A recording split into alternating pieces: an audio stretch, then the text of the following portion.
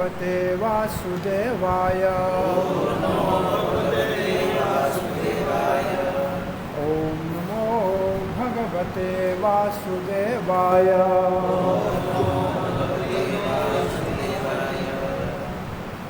कृष्णाय वासुदेवाय देवकी नंदनाय च नंदगोपकुमाराय गोविंदाय नमः।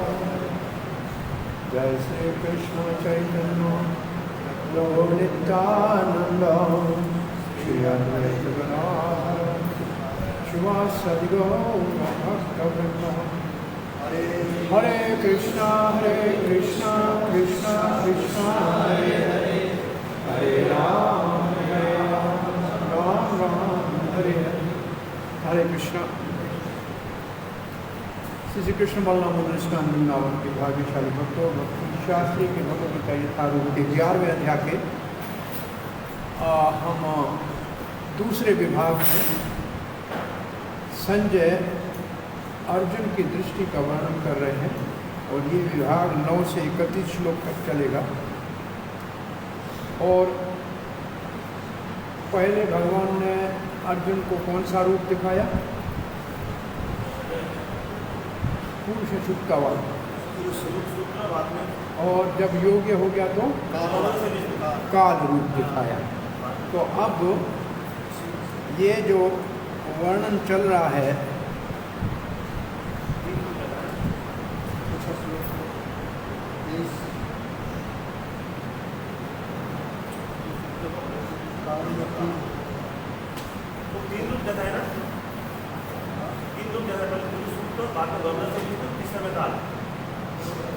अब काल रूप दिखाएंगे, फिर चतुर्भुज दिखाएंगे, फिर अपने वापस असली रूप लाएंगे। तो अब 23वें श्लोक से आगे पढ़ रहे हैं। रूपम महत्ते बहुवक्त्र नेत्रम महाबाहो बहुबाहो रूपादम बहुद्रम बहुदंष्ट्रकरालम दृष्ट्वा लोका प्रवृत्तास्तथा। हे महाबाहो, अर्जुन कह रहे हैं कृष्ण को, हे महाबाहो, दृष्ट्वा रूपम महत्ते, इस महान रूप को देखकर। कैसा है महान रूप? बहुवक्त्र नेत्रम, बहुत से मुख और बहुत से नेत्र हैं। और क्या है? बहु बाहुरुपादम, बहुत से बाहु हैं, बहुत सी जांघें हैं, बहुत से चरण हैं, पाद है। और क्या है?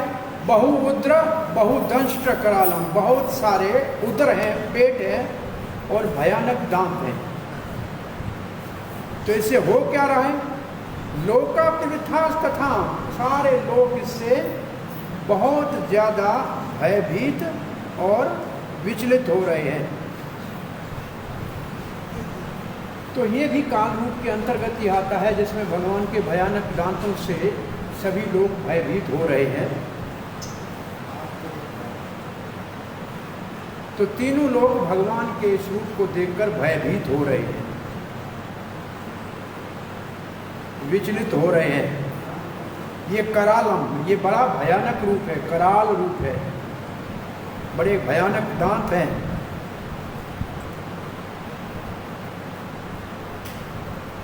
और तथा हम जो है वो दूसरे श्लोक के साथ जुड़ा है, 24वां श्लोक।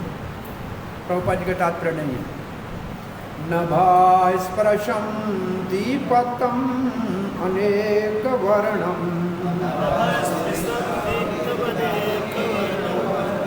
व्यततानं दीपेत विशाल नेत्रम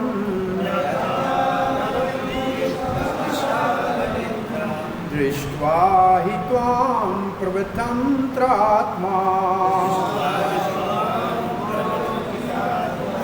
धृत्यं न विन्दामि समं च विष्णो। हे विष्णु, मैं देख रहा हूँ, दृष्ट्वा ही त्वम नभ स्पर्शम, आपका ये रूप आकाश को छू रहा है, स्वर्ग को छू रहा है। इतना बड़ा है ये रूप के इस रूप का ऊपर का भाग वो आकाश को छू रहा है। दृष्टवा ही त्वम नभ स्पर्शन, नभ का मतलब आकाश को स्पर्श कर रहा है। दीप्तिम अनेक वर्णम, चारों ओर से नाना प्रकार के रंगों से चमक रहा है, दीपायमान हो रहा है। वर्ण का अर्थ होता है रंग।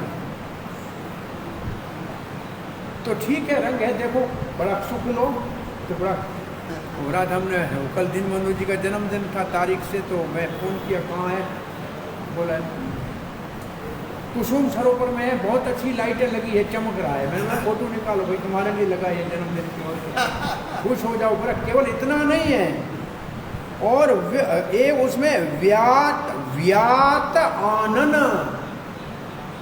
इतना रहा है। सिर्फ लाइटें चमक रही है तो ठीक है, आपका मुंह खुला हुआ है बड़ा ऐसे, आपका मुंह व्यताव आननम, आनंद कहते हैं मुख को, आनंद मुख को कहते हैं। मुख आपका बहुत बड़ा खुला हुआ है, मतलब मुख खुला हुआ है तो क्या डरने की मतलब, केवल मुख नहीं खुला हुआ है, आपकी दीपित विशाल नेत्रम, बहुत बड़े आग उगलने वाली आपकी आंखों से आग उगली जा रही है, बड़ा भयानक है। इससे हो क्या रहा है, पहले अपने लिए कहता व्यथित अंतर आत्मा, मेरा मन भी व्यथित हो रहा है। वो पहले कौन सा रस आया था अर्जुन का, आश्चर्य, आश्चर्य, वो अब आ रहा है व्यथित हो रहा है, अब उसको भय लग रहा है।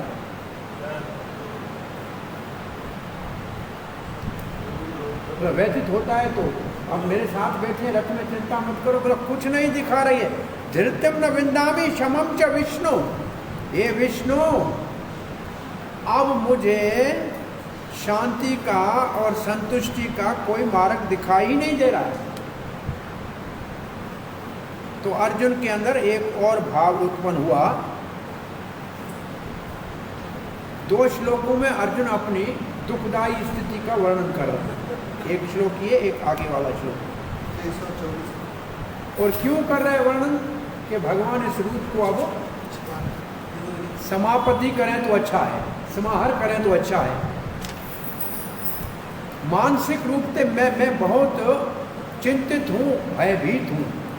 तो ये दूसरा भाव अर्जुन का इस श्लोक में, कौन सा श्लोक है ये, 24-25,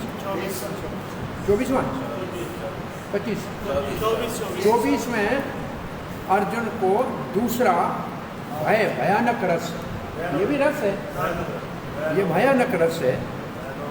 तो ये मन से विचलित है और भयभीत है, और धृतम का मतलब संतुष्टि, शमम का मतलब शांति। हे विष्णु, न मुझे शांति मिल रही है और न संतुष्टि, तो मैं असंतुष्ट हूँ, अशांत हूँ, इसका मतलब भयभीत और विचलित हूँ। कैसा रूप है, आकाश को छूने वाला, अंतरिक्ष को छू रहा है, और मुख बहुत बड़ा भयानक रूप से खुला हुआ है। तो बलदेव विद्याभूषण कहते हैं अर्जुन भयानक या भय वाले रस का यहाँ अनुभूति कर रहा है। काल रूप देखकर अर्जुन क्या कह रहा है, कौन सा रस, तो पहला रस कौन सा था, अद्भुत, कौन से श्लोक में था, 14 में अद्भुत रस का अनुभूति हुई है, और 24 में भयानक, और क्या भयानक रस, भयानक रस का नाम है, देखो। तो ये उस रस का वर्णन है। अब हम 25वां श्लोक पढ़ रहे हैं, आज इसको खाली करना। दंष्ट्रा करालानि च ते मुखानि,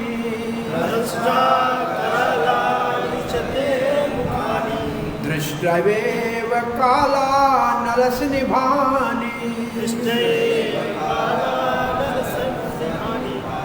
दिशो न जाने न लभे च शर्मा, प्रसीद देवेश जगन्निवास।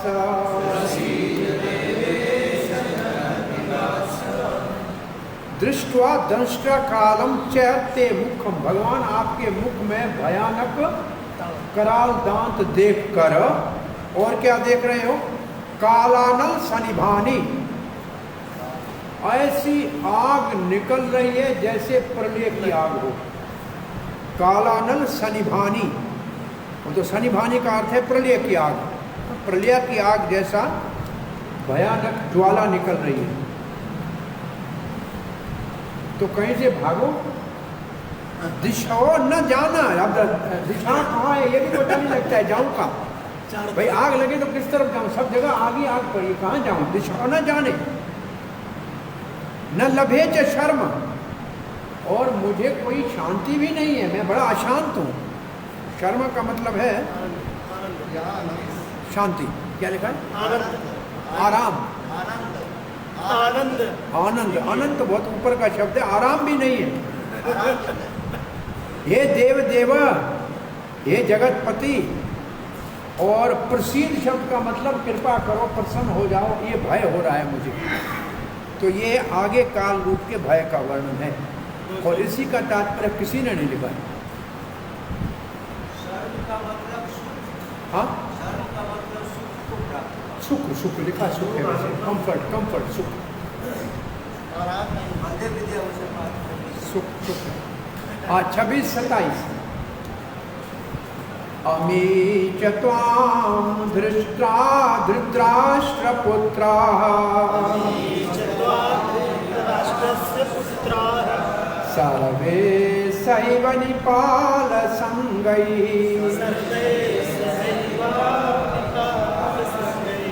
भीष्मो द्रोणसूतपुत्रस्तथासो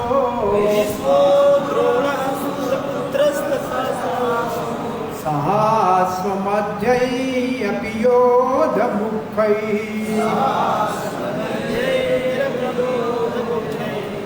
वक्त्राणि ते तव रामाण विशन्ति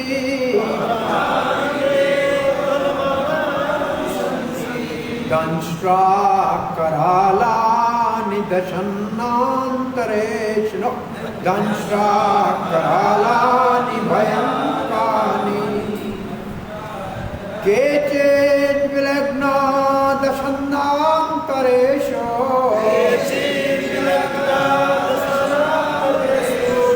संदर्श्यन्ते चूर्णतैर उत्तम अंगैः।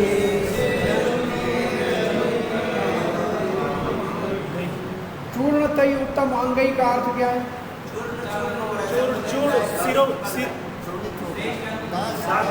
जो उत्तम अंग है वो चूर्ण हो रहा है। तो सर, सबके सरों को आपके मुख के दांत चूर्ण कर रहे हैं, चटनी बना रहे हैं। उत्तम अंग किसको कहते हैं? सर को। सर को, सर, सबके सर की चटनी बन रही है। किसके किसके? अमी च त्वाम धृतराष्ट्रपुत्राः, अमी च धृतराष्ट्रपुत्राः, सारे धृतराष्ट्र के पुत्र 100 के 100। और कौन? और है सर्वे सह एव अवनीपाल संगैहि, सर्वे का मतलब सब, और सह एव अवनीपाल, उनके साथ कौन है? अवनी किसको कहते हैं? धरती को। अवनीपाल का मतलब राजा, राजा, जैसे भूपाल, अवनीपाल।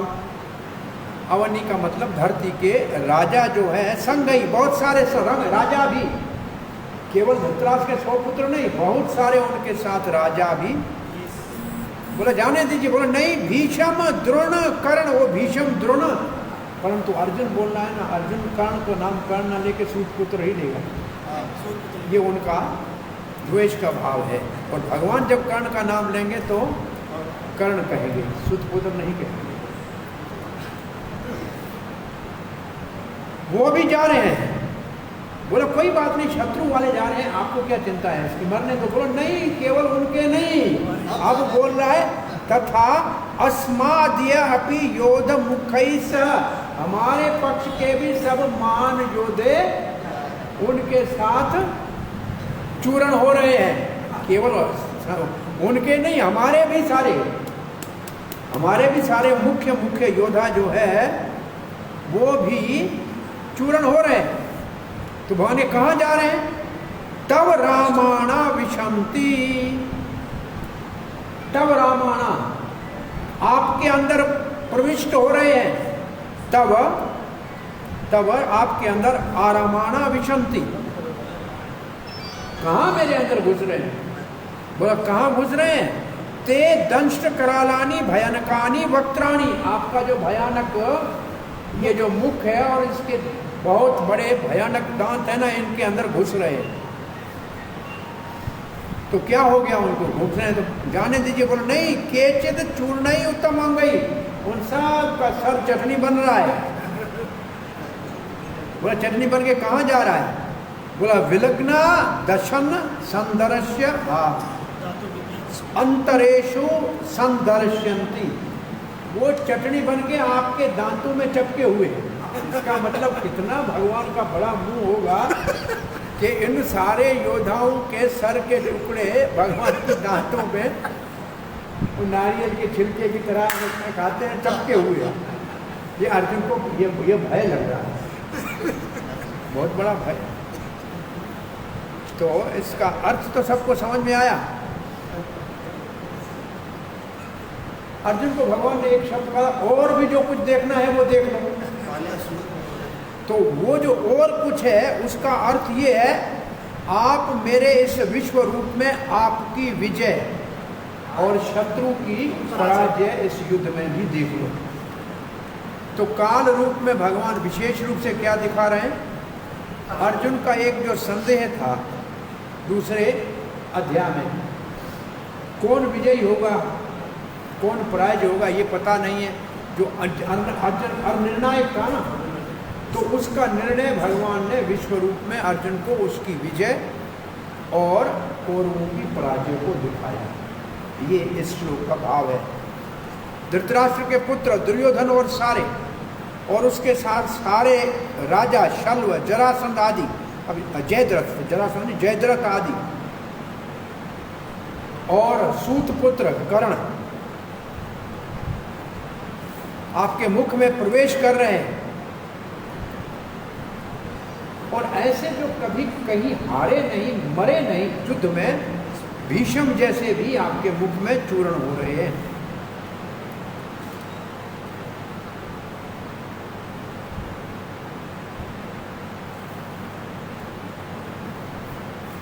असौ जो शब्द है सूत पुत्र के साथ, असौ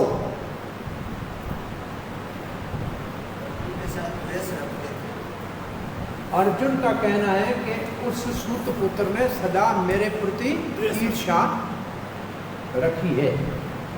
असौ का मतलब ये जो दो शब्द है ना, असौ, सूयते असूयते। सूयते का मतलब क्या है? ईर्ष्या करना। असूयते का मतलब ईर्ष्या नहीं करना। तो ये असौ, असौ ये इसका अर्थ है, सूत पुत्र के साथ असौ लगाने का अर्थ है कर्ण सदा ही मेरे प्रति द्वेष भाव रखता है। अर्जुन जो कह रहे हैं तो ये दूसरों के लिए कुछ नहीं कहा है, विशेष कर्ण के लिए ये शब्द का है। केवल वो नहीं, हमारे भी मुख्य योद्धा जैसे धृष्टद्युम्न, हमारा सेनापति भी की चटनी बन रही है। कोई नहीं, ना द्रुपद बचेगा और ना द्रुपद और मुख्य दो महाराज थे, महाराज द्रुपद और विराट राज, इन दोनों को द्रोणाचार्य ने मारा।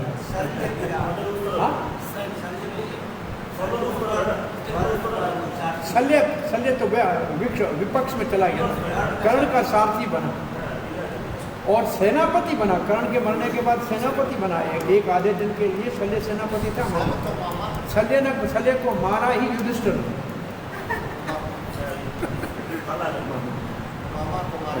ये मामा को मारने की परंपरा कृष्ण से चल रही है।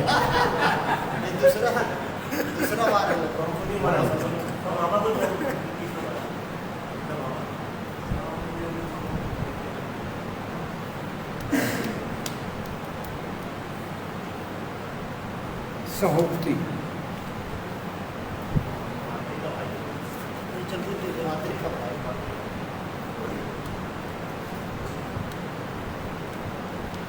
तो भगवान के दांतों में सब चपके। इसके ऊपर प्रभुपाद जी तात्पर्य क्या लिखा है? पहले श्लोकों में जैसे भगवान ने अर्जुन को कहा था कि अर्जुन जो कुछ आपको देखना है, जिसका आपकी रुचि है वो देख लो, वही बात कर रहे हैं। तो अर्जुन अब विपक्ष के भीष्म, द्रोण, कर्ण आदि धृतराष्ट्र के पुत्रों को और अर्जुन अपनी सेना के महासैनिकों को भी का भी विनाश देख रहा है। प्रभुपाद ने सबका विनाश देख रहा है।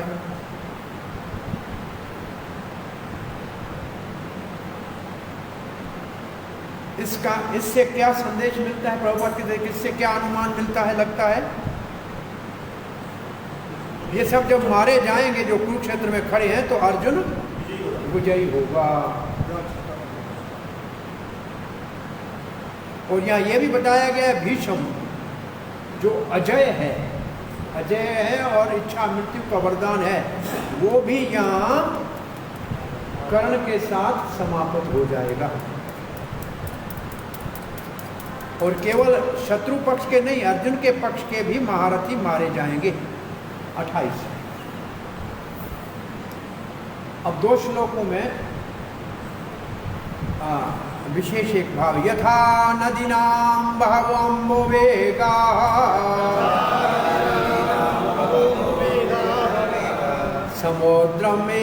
समुद्रमेवाभिमुखा द्रवन्ति तथा त्वामि नरलोके वीरा विशन्ति वक्त्राणि अभिज्वलन्ति।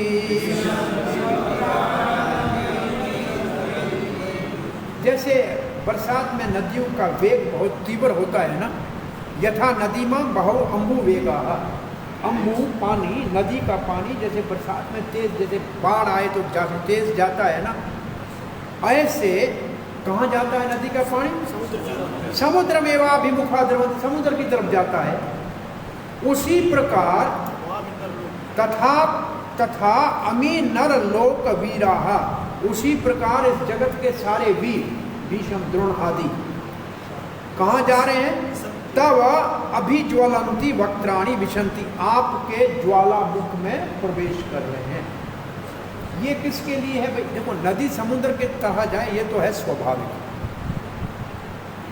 तो ये तो अपनी इच्छा से मरने जा रहे हैं, लगता है कि ये तो वीर गति को प्राप्त होंगे ही। यहाँ 2 उदाहरण दिए गए हैं 2 श्लोक में, एक ये श्लोक, एक आगे वाले श्लोक। एक उदाहरण क्या दिया है? एक जा रहे हैं बिना अपनी इच्छा के, जैसे नदी समुद्र में जाती है, इच्छा नहीं होती, अपने आप जाती है स्वभाव से, जानते नहीं भाई क्यों जाती है, उसका स्वभाव है। और दूसरा जो उदाहरण है वो जानबूझ के जाते हैं, जैसे पतंग आग में जानबूझ के जाता है। वो कौन है? वो है असुर, जो तो भगवान को कर्ण आदि है, वो मरने जा रहे हैं। और भीष्म आदि हैं, ये तो स्वभावगत जा रहे हैं, जानते नहीं है क्या है, तो ऐसे जा रहे थे। दोनों का उदाहरण, दोनों में ये अंतर है। नदी समुद्र में स्वभाव से जाती है और पतंग अग्नि में स्वेच्छा से जाता है, जान कर जाता है। अब पतंग का वर्णन है। यथा प्रदीप्तं ज्वलनं पतंगा विशन्ति नाशाय स्मृतवेगा तथैव नाशाय विशन्ति लोका त्वापि वक्त्राणि स्मृतवेगा।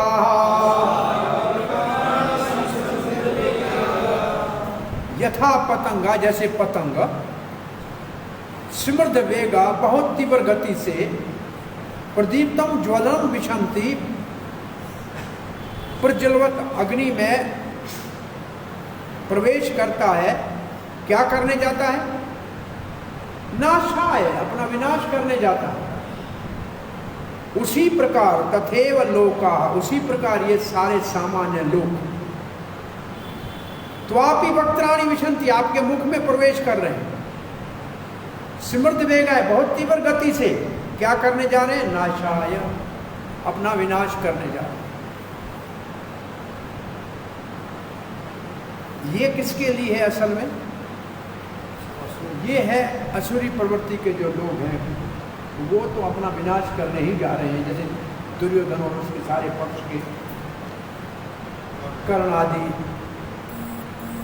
और वो जो है उसका, इसमें कोई तात्पर्य ज़्यादा, दो ही बातें बताइए खास। क्या दो बातें बताइए? 2 श्लोकों में, एक में स्वाभाविक बिना इच्छा के, बिना जाने जा रहे हैं नदी की तरह, जैसे जैसे नदी बहती है स्वभाव है, तो जैसे भीष्म है, द्रोण है, वो अपनी मर्यादा में स्वभाव से आए हैं, कोई ऐसे उनका उद्देश्य ये नहीं है, परंतु उनको मालूम है परिणाम यही है। परंतु जो दूसरे हैं वो द्वेषी हैं पांडवों की, वो तो विशेष रूप से मरने के लिए ही आए हैं, तो वो पतंग उड़ते हैं। तो इसमें उदाहरण भगवान के मुख को पहले के लिए समुद्र और दूसरे के लिए अग्नि से, और पतंग जो है उसका उदाहरण है जैसे धृतराष्ट्र के पुत्र कर्ण आदि, वो मरने ही जा रहे हैं, और भीष्म द्रोण आदि हैं वो भी इस समुद्र में जा रहे हैं। इसका मतलब कैसे भी भगवान की इच्छा से वहाँ उनका भी समाप्ति होनी है। तो उदाहरण ये है। 30वां श्लोक, मरना है तो मरने दो, लेकिन आप मजा ले रहे हैं। श्लोक ऐसा है कि आप ले लिह से ग्रसमान समन्ता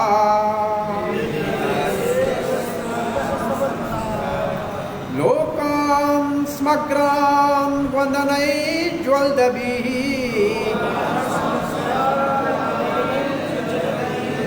लोकान् स्मग्रान् वदनैर्ज्वलद्भिः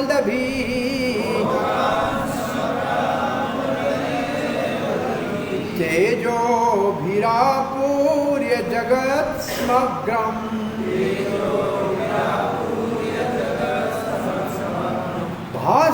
भासस्तवोग्राः प्रतपन्ति विष्णो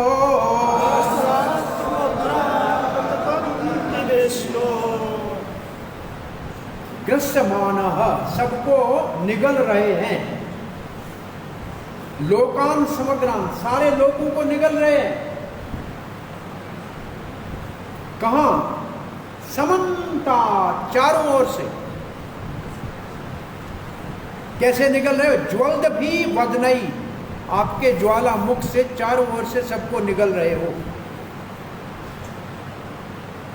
और लेने ऐसी, और उसको निकलने के बाद भी बाहर जबान निकाल के चाट रहे हो, और खाएं, खींच के लाओ। तो आप इसमें सुख ले रहे हो। हे विष्णु, तब उग्राह भाषः, आभाष प्रभाष, आपका जो उग्र तेज है, आपका जो उग्र तेज के किरणें हैं, वो क्या कर रही हैं?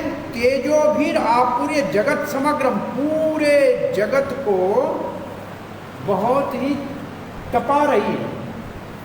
श्री विष्णु आपके तेजोमयी किरणें 10 दिशाओं को जगत में तपा रही हैं। प्रतपंती, ऐसे लगता है कि सारे तप रहे हैं। पहले सारे सैनिकों का भगवान के मुख में प्रवेश का वर्णन किया। अब अर्जुन भगवान के अंदर से जो प्रकाश निकल के सब दिशाओं को प्रतपत कर रहा है, उसका वर्णन कर रहे हैं। जो आपके मुख में आया उन सबको आप निगल गए, और फिर आप जबान निकाल के अपने होंठों को चाट रहे हैं, और खून लगा हुआ है, उससे लगता है कि आप बहुत और निकलना चाहते हैं। और आपके विष्णु विग्रह से निकलने वाले जो तेज की किरणें हैं, वो पूरे विश्व को तपा रही है, जो सहा नहीं जाता है। असहा ये गर्मी हो रही है। अब आपसे कोई भाग नहीं सकता, कहीं कहाँ जाएगा? कहीं जाने की जगह नहीं है, कोई भाग नहीं सकता। अब ये इस श्रृंखला का अंतिम श्लोक। आख्याहि मेको भवानुग्र रूपो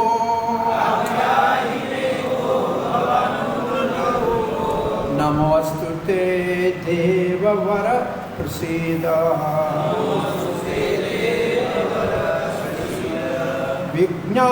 विज्ञातुमिच्छामि भवन्तमाद्यं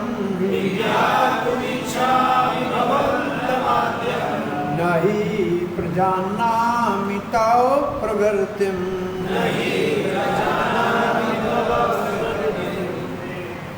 आख्या ही में मुझे बताओ, हे कृष्ण मुझे बताओ। कहा भवान उग्र रूपो, कौन है आप इस उग्र रूप में? मुझे बताइए, ये उग्र रूप धारण करने वाले आप कौन है?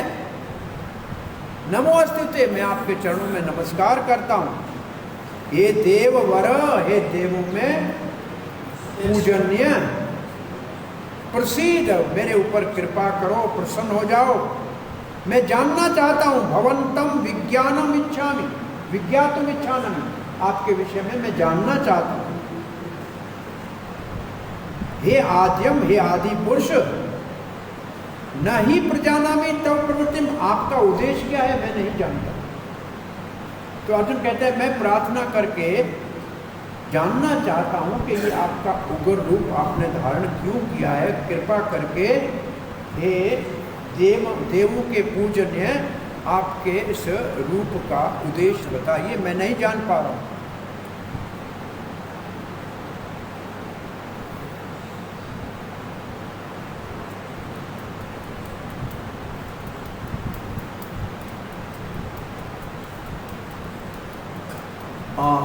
भगवान ने जैसे पहले विश्व रूप दिखाया और फिर काल रूप दिखाया, अर्जुन इस रूप के सत्य को जाना। अब इस रूप काल रूप के विषय में विशेष रूप से पूछ रहा है। क्यों पूछ रहा है? भगवान के उद्देश्य को और इस रूप के कारण को ठीक तरह जानने के लिए। क्यों भगवान ने ये रूप मुझे दिखा, इसके पीछे उद्देश्य क्या है? मैंने तो कौतूहल पूछा था कि आपने जो विभूतियां बताई हैं इसको आप अपने रूप में दिखाओ, लेकिन ये रूप क्यों दिखा रहे हैं? इसके पीछे भगवान का क्या उद्देश्य है?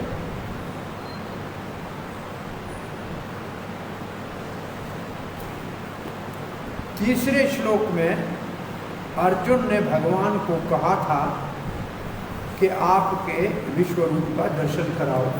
ये अर्जुन ने प्रार्थना तो अर्जुन ने की थी। यहाँ लिखा है तीसरे में क्या है देखो,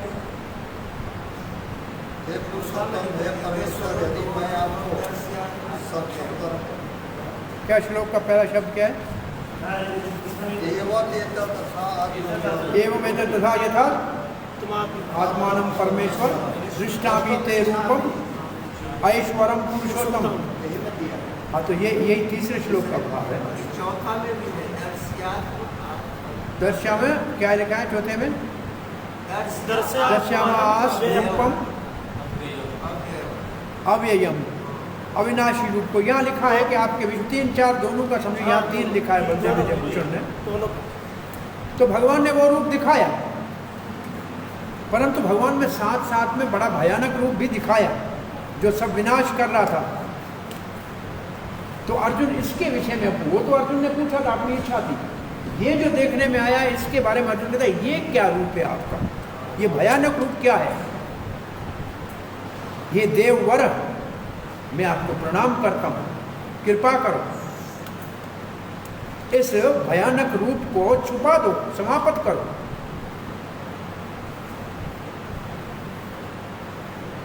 आप आदि पुरुष हो, मैं जानना चाहता हूं आपने ये रूप धारण किया है क्या दिखाने के लिए, इसका उद्देश्य क्या है? यहाँ हमारा ये विभाग पूरा होता है, प्रभुपाद जी के तात्पर्य इसके ऊपर नहीं है। और तीसरे विभाग में है मैं काल हूं और आप मेरे निमित्त मात्र बनो। ये भगवान का उत्तर है। अर्जुन ने जब पूछा ना आप कौन हो, आपका उद्देश्य क्या है, तो भगवान ने कहा मैं हूं काल और मेरा उद्देश्य है तुम बनो निमित्त मात्र। ये है 32, 33, 34 केवल 3 श्लोक। श्री भगवान वाच कालवस्मि लोकक्षय कृत प्रवृद्धो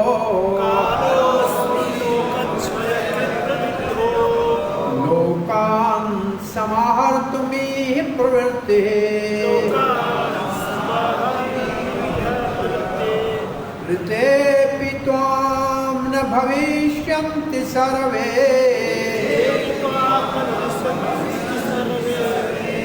ये अवस्थिता प्रत्यनिकेषु योधा।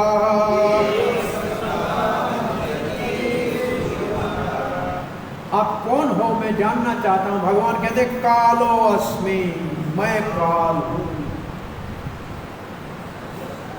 क्या करने आए हैं? लोक क्षय कृत, सारे लोगों का क्षय विनाश करने आया हूं। प्रवृद्ध, मेरी शक्ति का विस्तार है काल। मैं यहां लोकान समाहर्तुम इह प्रवृत्ति ही, सारे ही जो यहां योद्धा खड़े हैं, मानव खड़े हैं, उन सबको नाश करने के लिए आया हूं। और फिर तो अर्जुन तो भयभीत हो गया, सबको नाश करेंगे। बोल नहीं, ऋते भी तो आप पांडवों को छोड़कर, ऋते का मतलब इनको छोड़कर, तो आप पांडवों को छोड़कर, ये अवस्था प्रतिनिकेशु योद्धा, बाकी जितने ही शेष जितने ही आप पांडवों को छोड़ के यहाँ दोनों सेनाओं में खड़े हैं ना, ये सब के सब इनका अस्तित्व ही समाप्त हो जाएगा, इनका वजूद ही नाश हो जाएगा, इनका नाम निशान भी नहीं बचेगा। ये इसका भाव है।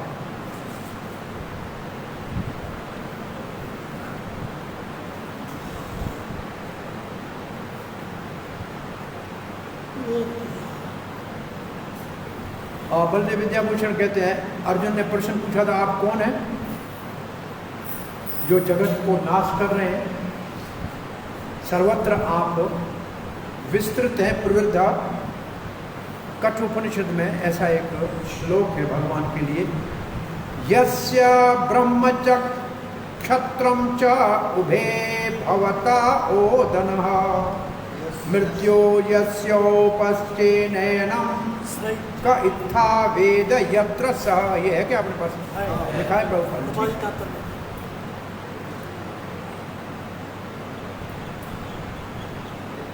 वो भगवान को जानता है जिनका भोजन है ब्राह्मण और क्षत्रिय, और मृत्यु उनकी चटनी है।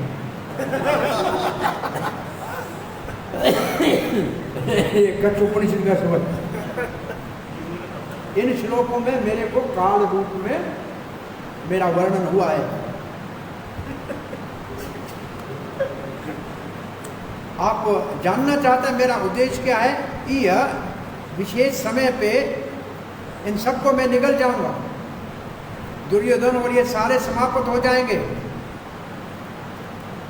आप युधिष्ठिर और आप पांडवों को छोड़ के कुछ लोगों को, यहाँ कोई नहीं बचेगा भविष्य में।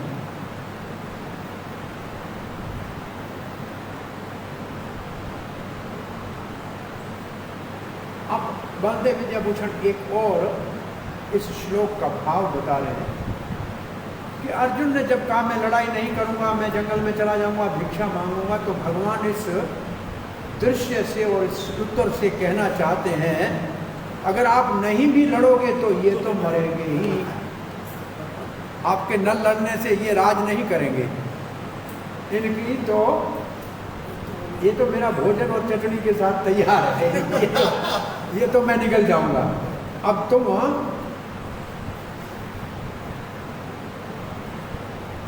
काल के रूप में मैंने इनकी आयु हर ली है। ये मर तो तभी गए थे जब द्रौपदी का अपमान किया था, ये तो शव घूम रहे थे, अब इनको समाप्त करना है। ये दोनों तरफ की सेना में भीष्म सहित सभी समाप्त हो जाएंगे। आप अगर युद्ध नहीं करेंगे तो आप धर्म का रास्ता छोड़ेंगे, मरेंगे तो ये, लेकिन आपको वो लोग कहेंगे कि धर्म का रास्ता छोड़ दो। ये भगवान इस श्लोक से अर्जुन को उसके युद्ध न करने को गलत बता रहे हैं कि ये धर्म के विरुद्ध है। श्रील प्रभुपाद जी लिखते हैं, कृष्ण को अर्जुन अपना मित्र मानता है, परम पुरुष भगवान मानता है, परंतु ये बड़ा भयानक कृष्ण का काल रूप देखकर भयभीत हो गया है। भयभीत क्या, विचलित हो गया है। तो भगवान के उद्देश्य के विषय में कि ये सर्वनाश क्यों कर रहे हैं पूछना चाह रहा है।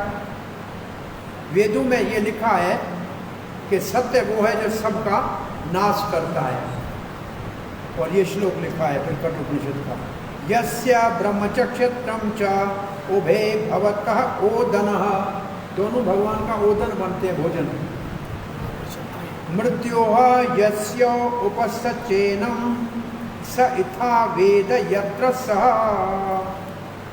ब्राह्मण क्षेत्रीय और सब भगवान सबको भोजन की तरह निगल जाते हैं, और भगवान अपने काल रूप में सबको निगलते हैं। और उसमें लिखा है चटनी, सास। अब श्रील प्रभुपाद जी आगे लिखते हैं, पांडवों को छोड़कर सभी इस युद्ध में खड़े हुए अपना प्राण गंवाएंगे। अब प्रभुपाद जी दूसरे अर्थ को लिखते हैं, अर्जुन लड़ने के लिए तैयार नहीं था। अच्छा है कि अर्जुन लड़े, नहीं लड़ेगा तो भी ये मरेंगे।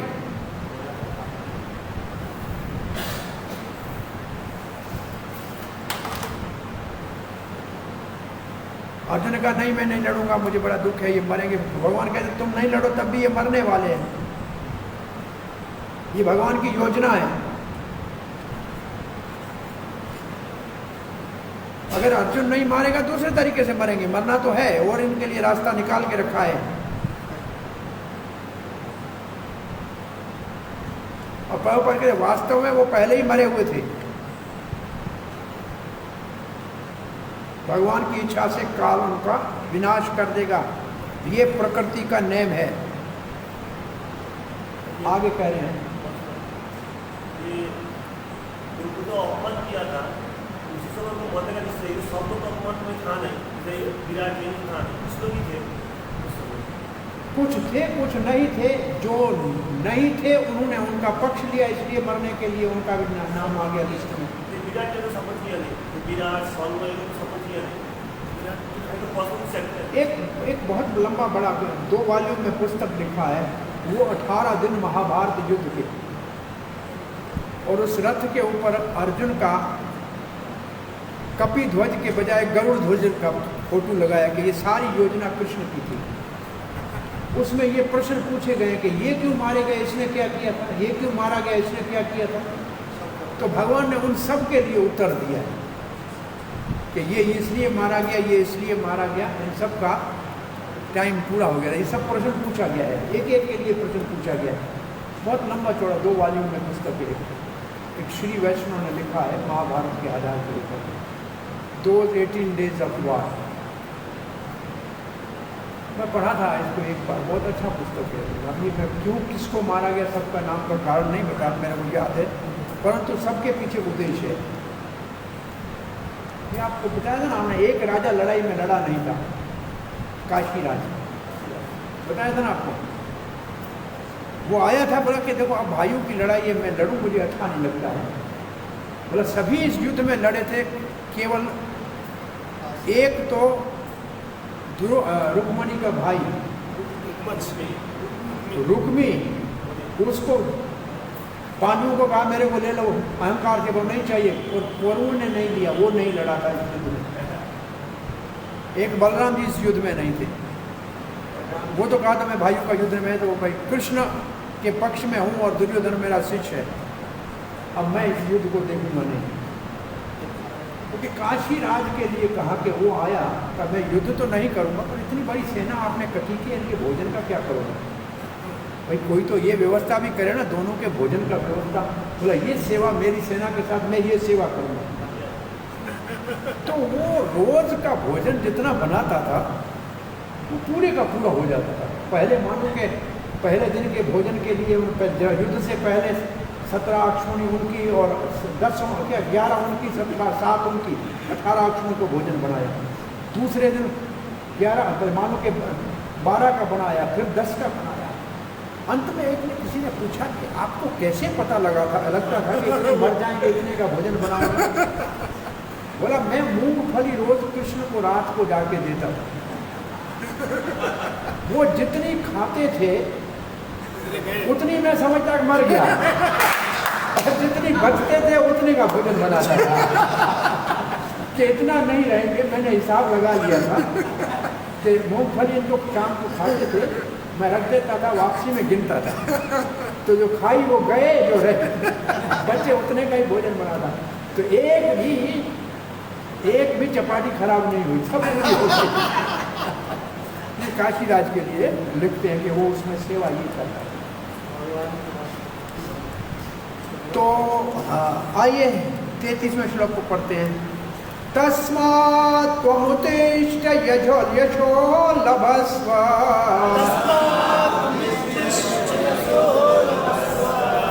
जित्वा शत्रुं भुङ्क्ष्व राज्यं समृद्धम्।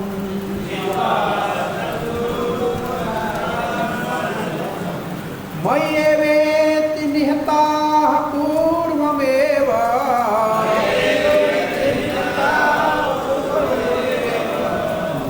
निमित्तमात्रं भव सव्यसाचम्।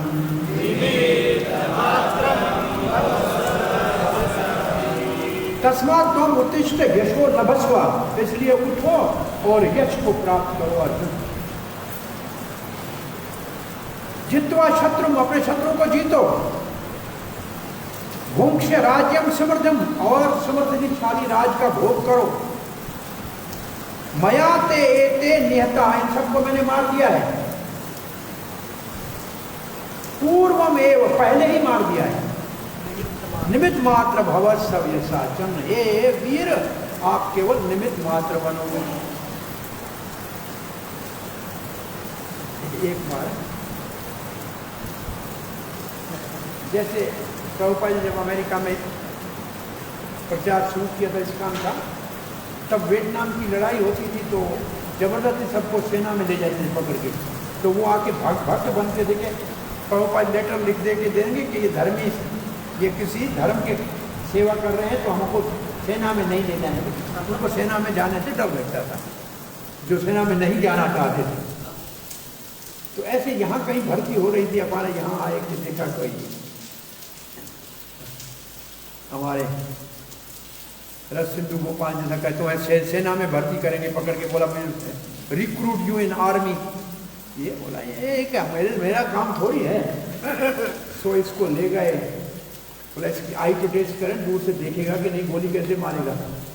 इसके ले जाके डॉक्टर ने पूछा देखो दीवार पे वो कागज में क्या लिखा है? बोला दीवार कहाँ है? कागज दीवार ही नहीं दिख रही है।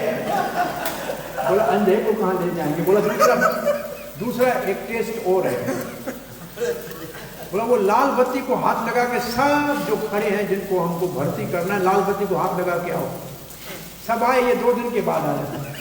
बोला क्यों नहीं आया? बोला वो ट्रक की ब्रेक की लाइट थी, लाल लाइट ब्रेक की थी वो, मैं गया तब तक ट्रक चली गई, मैं तो ढूंढ के उसको मुश्किल से अभी चली। बोला वो लाल बत्ती ये तो मैं नजर, उसको तो भागना था। हमने पूछा दूसरे दिन हमारे कमरे में आया, बोला तुम्हारी सेना की भर्ती का मतलब क्या कहते हो? मैंने रात स्वप्न देखा, इन ए ड्रीम मैंने देखा सामने सैनिक खड़ा है, मैंने उसका एक हाथ काट दिया तलवार से, पांव काट दिया। मैंने बोला गर्दन पे क्यों नहीं चलाया? बोला वो पहले ही कटा हुआ था।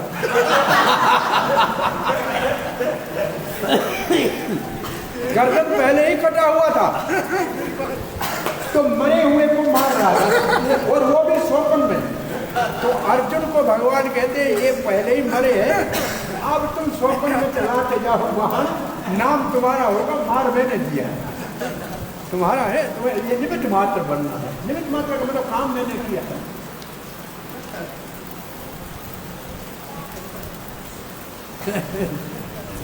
पागल खाने में प्रधानमंत्री नहीं, पागल खाने में पागलों की थोड़ी सी कहा जाए कि सुख सुविधा के लिए स्विमिंग पूल बनाया कि चलो इनको थोड़ा स्विमिंग करेंगे। तो एक पागल उसमें गिरा और दूसरे पागल ने उसको अंदर से निकाल लिया, बच गया।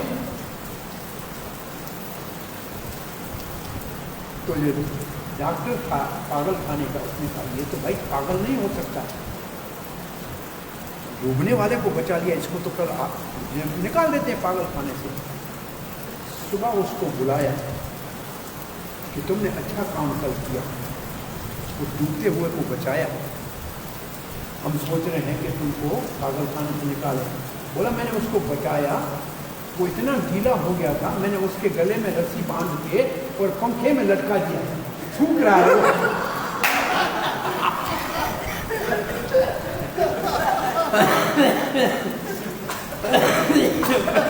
उसके गले में रस्सी बांधी है और पंखे के में लटका है, पंखा चलाए, वो सूख रहा है।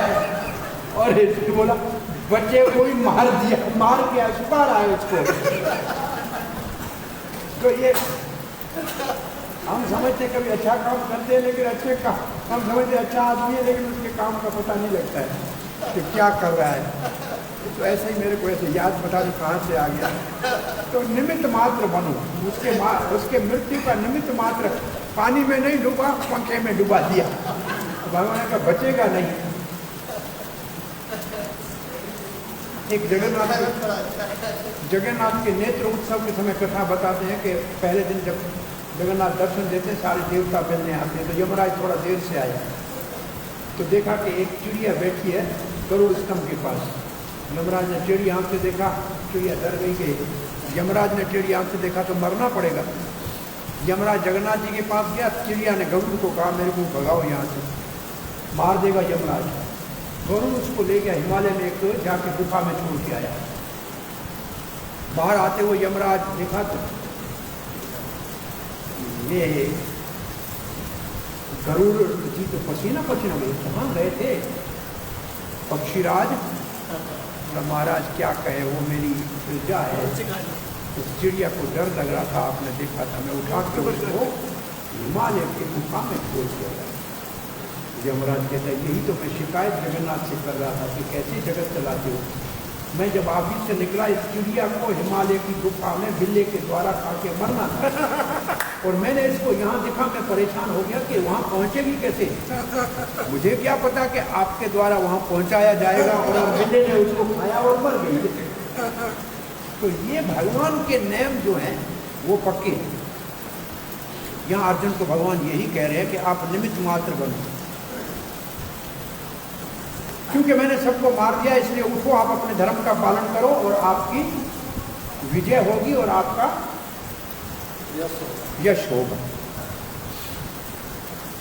और भीष्म कर्ण, ये जो अजय जो देवताओं से भी जीते नहीं जाते हैं, अर्जुन आप इन सबको हरा दोगे आसानी से और आपको बहुत बड़ा यश मिलेगा, क्योंकि ये पहले ही मैंने मार दिए। कब मारे हैं?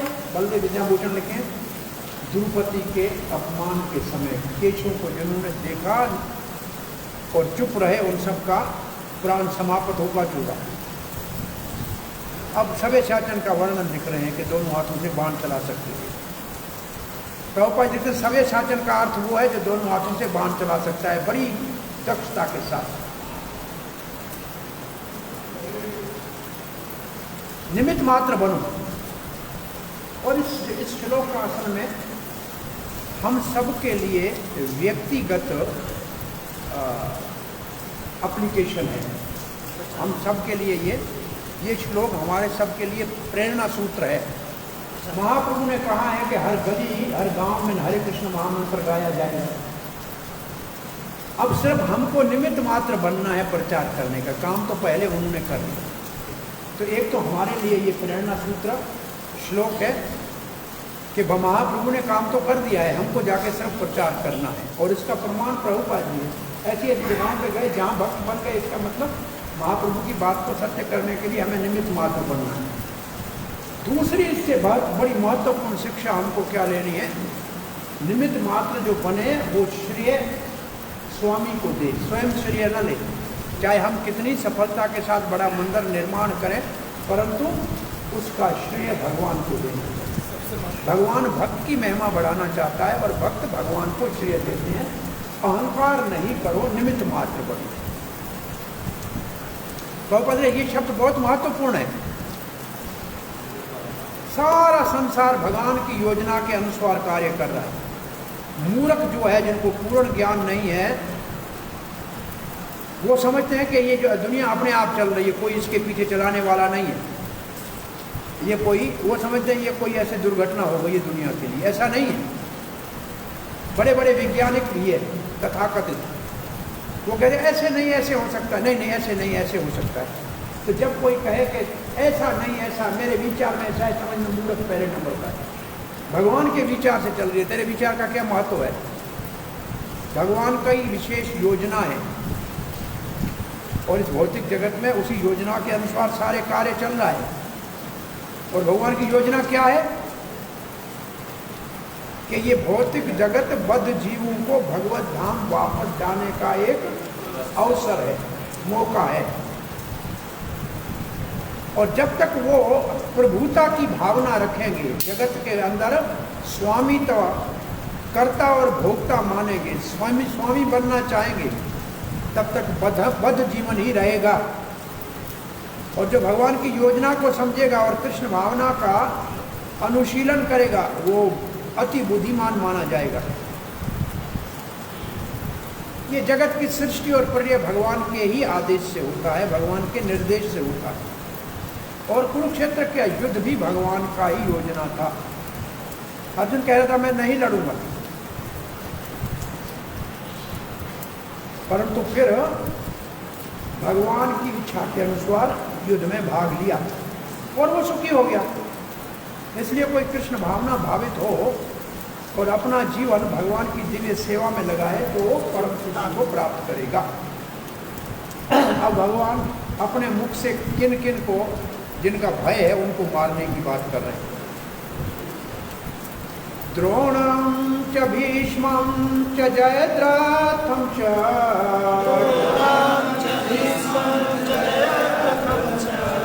कर्णं तथा नयानपि योधवीरान्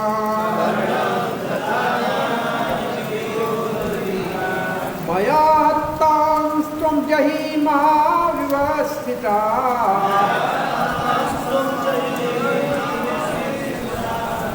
युद्धस्य जेतासि रणे सपत्नाः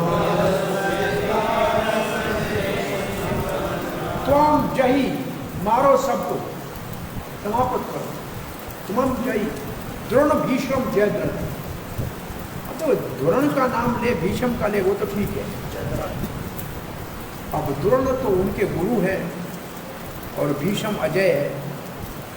और जयद्रथ का नाम भी लिया है क्योंकि ये एक दिन इसको वरदान शंकर जी ने दिया था कि अर्जुन को छोड़ के 4 पांडवों को हराएगा। तो वो भी थोड़ा मुश्किल है, उसमें भगवान की बिना सहायता के संभव नहीं है। कर्णम तथा नयाम अपि योध वीरान, कर्ण और दूसरे महावीर जितने भी है, मया हत्ता, उन सबको मैंने मार दिया है। माँ व्यथिता, आप व्यथित मत हुई, चिंता मत कीजिए कि इसको कैसे मारा जाएगा, क्योंकि ये तो अजय है। युद्धस्य, लड़ो, जेतासी और जीतो, सपत्नान रणे, इस रणभूमि में अपने शत्रुओं को जीतो। मैंने सबको मार दिया है। अब इसको लिखते हैं बलदेव विद्याभूषण के दूसरे अध्याय में। अर्जुन ने कहा था कि पता नहीं किसका विजय होगा, तो इस श्लोक में भगवान स्पष्ट कह रहे हैं कि विजय तुम्हारा होगा। वहाँ कहा जयम वा अजय हुआ, वो जो श्लोक है, यदा वा जयम यदि वा न जय हो, ये जो पूछा था कृष्ण, आप कह रहे हैं इन सबको मैंने मार दिया है, आप बस बाण चलाओ।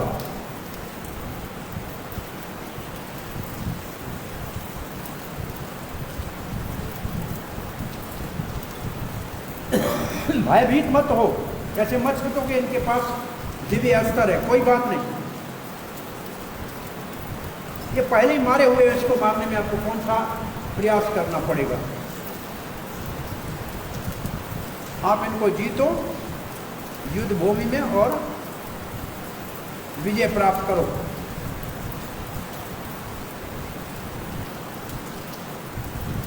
और प्रभुपाद जी बहुत अच्छी बात लिखे हैं। पहली लाइन देखो प्रभुपाद जी क्या लिखा है, योजना भगवान की होती है, परंतु भगवान इतने दयालु है कि सफलता का सेहरा अपने भक्त के ऊपर बांधते हैं, यश देते हैं, भक्त को काम करते हैं कृष्ण। ये है पहले लाइन का अर्थ। लेकिन कौन से भक्त को यश देते हैं? जो भगवान की आज्ञा के अनुसार कार्य करेगा, भगवान की इच्छा और आज्ञा के अनुसार कार्य करेगा, उसको यश मिलेगा।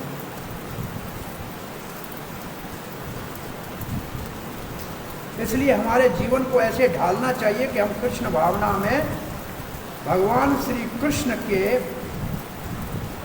इच्छा को और भाव को गुरुदेव के माध्यम से समझें और उसके अनुसार अपना कार्य करें।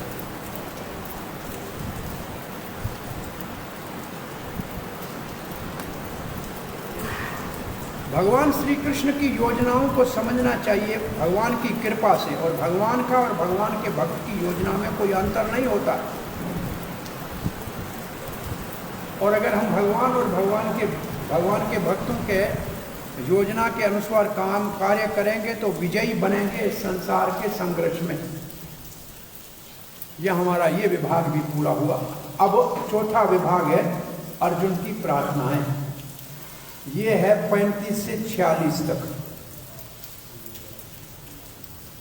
तो 5 और 6 11 श्लोकों में अर्जुन प्रार्थना करते हैं। भीष्म पितामह की प्रार्थना भी भागवत में 11 श्लोकों में है। भीष्म स्तुति 11 श्लोकों की है मेरे विचार में। अर्जुन की स्तुति भी यहाँ 11 श्लोकों की है, ऐसे लग रहा है। 12 श्लोक में है जी, ध्रुव महाराज जी का 12 श्लोक में। ध्रुव महाराज 12 में, अच्छा 11 है। ये 11 हैं, ये तो 11 हैं, गिन लिए। वो 11 भीष्म वाले भी 11 हैं भागवत में मेरे विचार। अब संजय बोल रहे, एक श्लोक पढ़ लेते हैं। संजय वाचा एतत् श्रुत्वा वचनं केशवस्य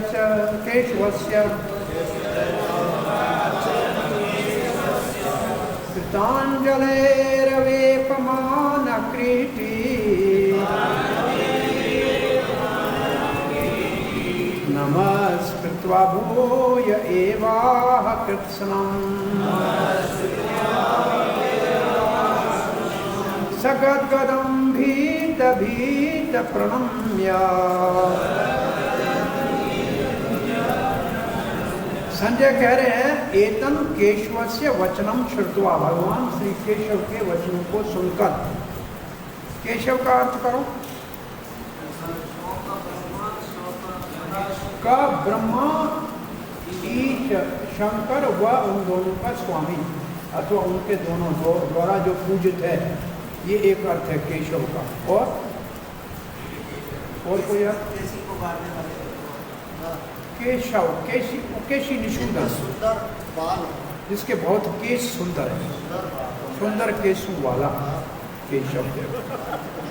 केशव के वचन सुनकर अर्जुन ने हाथ जोड़ लिए, कृतांजलि कृति। अब देखो अर्जुन का हमने नाम बताया, कृति यहाँ है, सिंहासन पर जो बैठा है, जिसका मुकुट इंद्र का दिया हुआ था, आधे आसन पे बिठा कर नमस्कृत्वा भूय एवः, बार बार वो भगवान को नमस्कार कर रहा था। भीत और भयभीत भी था। और फिर कृष्ण को बहुत ही गदगद वाणी में ऐसे कहने लगा। तो ये 3 श्लोकों में भगवान की योजना को सुनकर अर्जुन गदगद वाणी से हाथ जोड़कर भगवान को प्रार्थना करने लगा।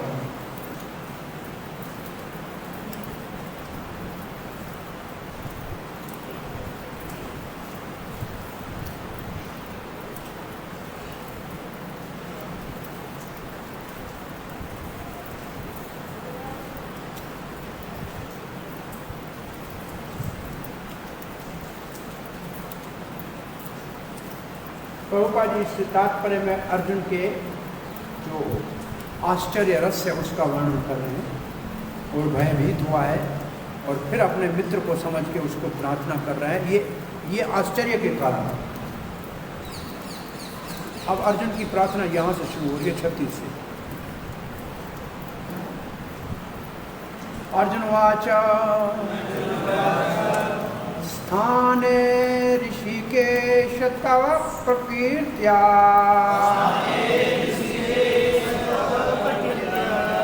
जगत् प्रहर्ष्यत अनुरज्यते च।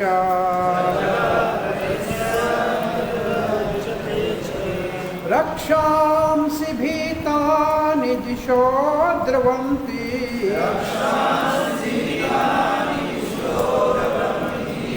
सर्वे नमस्यन्ति च सिद्धसंगा।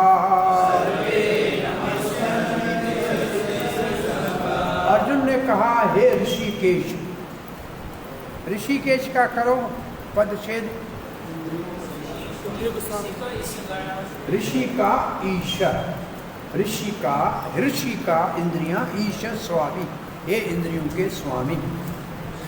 हे ऋषिकेश, सही है, स्थान है, जगत प्रहर्षित, सारा जगत प्रसन्न है, सारा जगत आनंदमय है, बिल्कुल ठीक है। अनुरज्यते, सब आपकी ओर आकर्षित हो रहे हैं।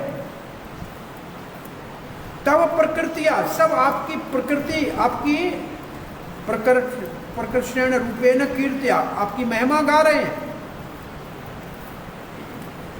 ये आपका महिमामय रूप का महिमा गा रहे हैं, ये भी ठीक है। राक्षस भयभीत होकर सब दिशाओं में भाग रहे हैं। रक्ष्यासी भीतानि दिशो द्रवन्ति, और ये भी ठीक है। जो सिद्ध है वो आपको प्रणाम कर रहे हैं, जो भक्त हैं वो आपको प्रणाम कर रहे हैं। सर्वे च सिद्ध संगा नमस्यन्ति।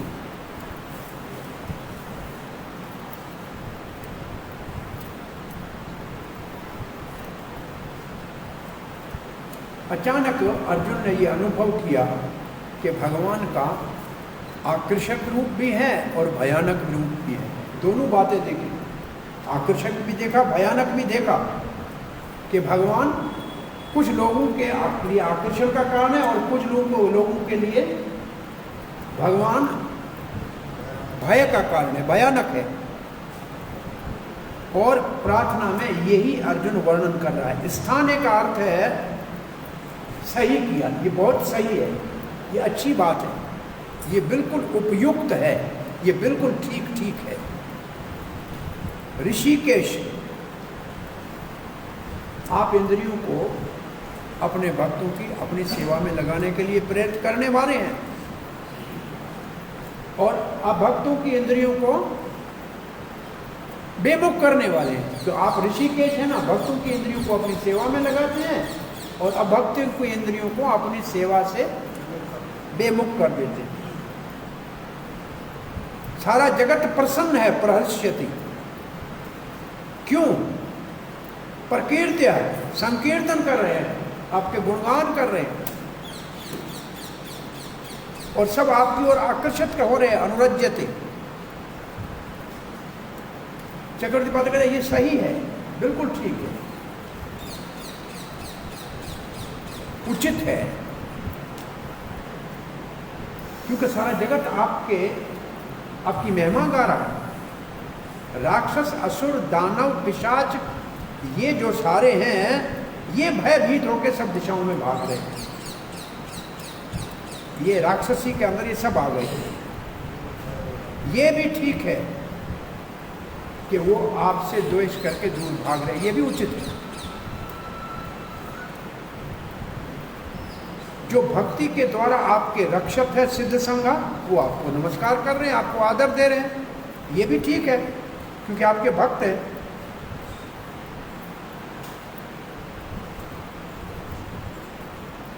और चक्रवर्ती पाद एक बात लिख रहे हैं कि इस श्लोक को लोग राक्षसों से रक्षा के लिए पाठ करते हैं, क्योंकि भगवत गीता के कुछ श्लोक हैं जो निर्गुण भक्ति है, जो शुद्ध भक्ति है, उसमें उसकी ज़रूरत नहीं है, परंतु कुछ श्लोकों का उपयोग रोज़ जप करते हैं लोग, एक एक श्लोक का। जैसे कोई राक्षसों से पीड़ित है तो इस श्लोक का पाठ करते हैं। ऐसे कोई भगवान का अनुभव करना चाहता है तो अर्जुन की पहला प्रार्थना का श्लोक है,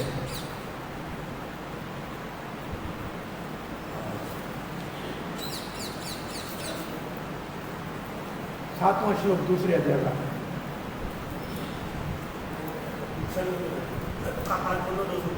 कार्पण्य दोषोपहत स्वभाव धर्म समूढ़केता यत् श्रेयस निश्चितं ब्रुवीतं मे शिष्यस्त्यंसादिमां त्वां तपः।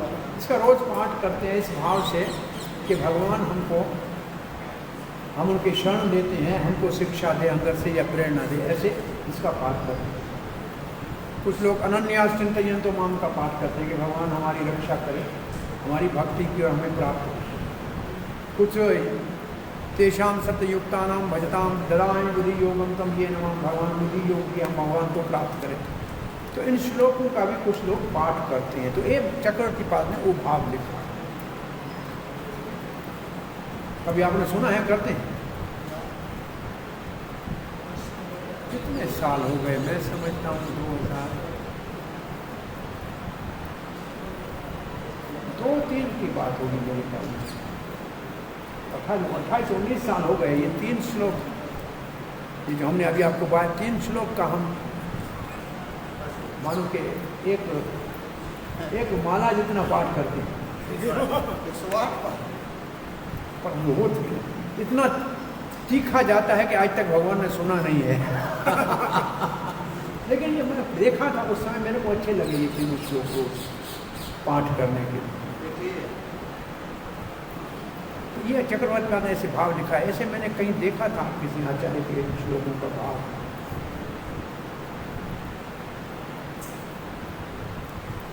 और निश्चित रूप से ये मंत्र है, असल में श्लोक नहीं है, मंत्र है, ऐसे लिखा है। भगवत गीता माला मंत्र से, ये मंत्रों की माला है, इसके सारे मंत्र ही है, ये जप करने वाले मंत्र हैं। एक समय था मैं पूरे 18 अध्याय का रोज पाठ करता था, तो बहुत मुझे छोड़ दिया। बहुत साल पहले की बात है, मैंने इसका शुरू किया था। पहले 6 अध्याय, फिर 12, फिर 18, फिर रोज 18 अध्याय करता था, और 1 घंटे से के अंदर हो जाता था श्लोक, उससे भी जल्दी हो जाता था। ऐसे जल्दी बहुत तेज होता था, फिर भी वो छूट गया। लेकिन निश्चित रूप से इसका प्रभाव बहुत बड़ा है। ये गीता के श्लोकों के पाठ का भी अपना एक प्रभाव है, इसमें कोई संदेह नहीं। परंतु श्री प्रभुपाद का कहना है कि कोई श्लोक याद करने से बड़ा भक्त नहीं बनता है, जो भक्ति करेगा वही भक्त बनेगा। परंतु ये प्रभुपाद स्वयं को गीता के सारे श्लोकों को कहाँ, किस वक्त, कैसे उपयोग में लाना है, इसमें बहुत दक्षता थी। प्रभुपाद जी के जो साथ रहने वाले उनके सचिव और सेवक थे, वो कहते हैं प्रभुपाद जी को गीता को इधर से उधर से सब जगह कहाँ कौन सा श्लोक इधर, आप कहीं भी गीता भागवत पढ़े थे तो वो गीता का श्लोक जरूर दो, कब कहाँ कैसे बोलना है किसी जगह पे, इसमें बहुत तफसील। तो ये अभ्यास करना अच्छा है। प्रभुपाद जी लिखते हैं भगवान से अर्जुन ने युद्ध के परिणाम का सुना तो प्रबुद्ध हो गए। भगवान के महान भक्त और मित्र के नाते भगवान को कहने लगे कि आप जो कुछ कर रहे हैं वो सब अति अच्छा है, उचित है, उत्तम है।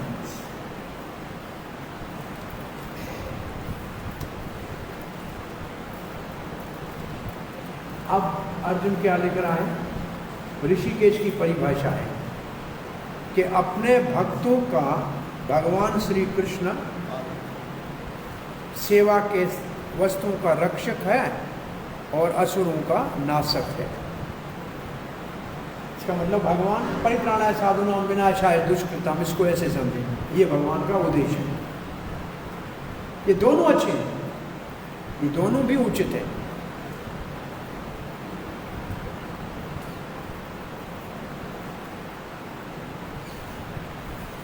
अर्जुन ने ऐसे समझा कि ये कुरुक्षेत्र का युद्ध अंतरिक्ष में हो रहा है। देवता, सिद्ध और बुद्धिमान जितने भी ऊपर के लोकों वाले हैं वो इस युद्ध को देख रहे हैं, और कृष्ण, क्योंकि कृष्ण यहाँ है इसलिए सब देख रहे हैं। और अर्जुन ने ये भी देखा विश्व रूप में देवता बड़े प्रसन्न हो रहे हैं, और जो असुर और नास्तिक हैं वो भयभीत हो रहे हैं। वो ये है, वो प्रशंसा सुन नहीं सकते, वो द्वेषी भाग रहे हैं, और अपने स्वाभाविक भय के कारण भगवान के इस भयानक विनाशक रूप को देखकर वो सब दिशाओं में भाग रहे हैं। अर्जुन भगवान की भक्तों के साथ व्यवहार और असुरों के साथ व्यवहार की सराहना कर रहे हैं। भक्त भगवान की महिमा गाते हैं क्योंकि वो समझते हैं जो कुछ भगवान करते हैं सभी उचित और अच्छा है। यहाँ आज की कथा को विराम देते हैं। कल 37 से, कल तो नहीं, अब सोमवार को आगे बढ़ेंगे। मैं समझता हूँ 2 क्लास में और में ये पूरा हो जाना चाहिए। तो नेक्स्ट वीक में हम 12वां अध्याय शुरू कर ही देंगे। जुलाई के अगस्त के दूसरे सप्ताह में हमारे 12 अध्याय पूरे हो जाएंगे। तब 15 दिन आप तैयारी करो, या 10 दिन तैयारी करो जन्माष्टमी से पहले या बाद में, आप परीक्षा की तैयारी करो। हरे कृष्ण।